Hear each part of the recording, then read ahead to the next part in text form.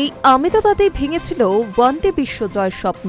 এই আহমেদাবাদে কি টি-20 বিশ্বকাপের আশা সুপার 8-এ থেমে যাবে? দক্ষিণ আফ্রিকার বিরুদ্ধে ৭৬ রানে হারল টিম ইন্ডিয়া। চাপ পড়তেই তাসের ঘরের মতো ভেঙে পড়ল টিম ইন্ডিয়ার ব্যাটিং।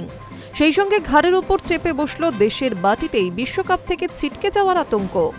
আর এ তো শুধু হার নয়, তারকা খচিত টিমের জন্য রীতিমতো লজ্জাজনক। ১৮৮ রান তাড়া করতে নেমে মাত্র ১১১ রানে গুটিয়ে গেল ভারতের ইনিংস। ব্যাটিং, বোলিং, ফিল্ডিং সব দিকে টেক্কা দিয়ে গেল প্রোটিয়ারা। আর কোথাও গিয়ে শিক্ষা দিয়ে গেল কিভাবে চাপ সামলাতে হয়। আহমেদাবাদে টসে জিতে প্রথমে ব্যাট করার সিদ্ধান্ত নিয়েছিলেন প্রোটিয়া অধিনায়ক আইডেন মার্ক্রাম। নিঃসন্দেহে ঝুঁকিপূর্ণ সিদ্ধান্ত এটি। সাধারণত এই পিচে প্রচুর রান হয়, শিশিরও গুরুত্বপূর্ণ ফ্যাক্টর।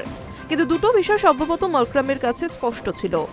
এক, বিশ্বকাপে রানের চাপ সামলে তাড়া করাটা সহজ নয়। দুই, ভারতের ব্যাটিং চাপের মুখে ভেঙে পড়েছে। এই ম্যাচেও দুটোই ঘটেছে। সেই সঙ্গে ভারতকে সমস্যায় ফেলল বরুণ চক্রবর্তী, হার্দিক পান্ডিয়াদের রান দেওয়ার প্রবণতা। তবে মার্ক্রামের সিদ্ধান্তে বুমেরাং হয়ে ফেরানোর কাজটা শুরু করেছিলেন জশপ্রীত বুমরা, হর্ষদীপ সিংরা। দ্বিতীয় ওভারে কুইন্টন ডিককের উইকেট ছিটকে দেন বুমরা। তার পরের ওভারে হর্ষদীপ ফেরালেন মার্ক্রামকে। বুমরা ম্যাজিক ফেলল চতুর্থ ওভারেও। বলের গতির হেরফের করে রায়ান রিকেলটনকে ফেরালেন তিনি। দক্ষিণ আফ্রিকার রান তখন ৪ ওভারে ৩ উইকেট হারিয়ে ২০ রান। ম্যাচের রাশ পুরোপুরি টিম ইন্ডিয়ার হাতে।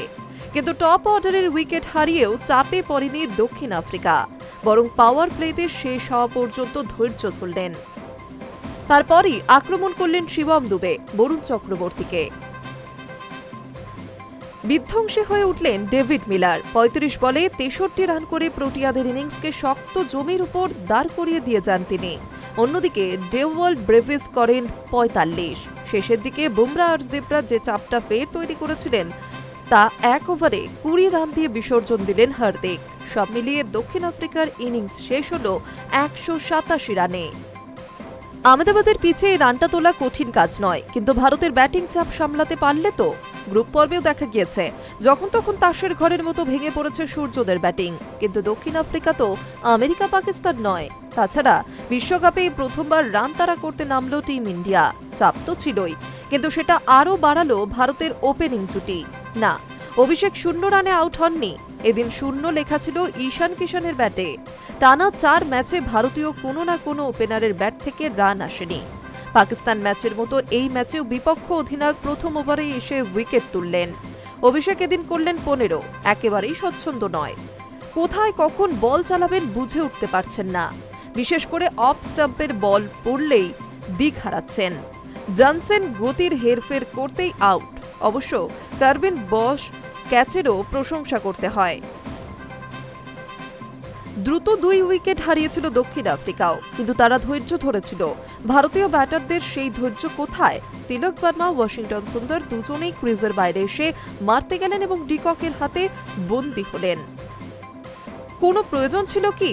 অন্যদিকে লুঙ্কি এনগেডিদের সামলে অধিনায়ক সূর্যকুমার চেষ্টা করেছিলেন ঠিকই, কিন্তু তা ১৮ বলের বেশি স্থায়ী হল না।